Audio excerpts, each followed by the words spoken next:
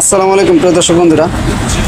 এমন একটা দেশে আমরা বসবাস করি যেখানে হাজিদের লাকেজ থেকেও হাজি যারা হজ করে এসেছে যে সেই হাজিদের লাগেজ কেটে তাদের মূল্যবান জিনিসপাতি এয়ারপোর্টে বসে কি করে চুরি করে নিয়ে যাচ্ছে।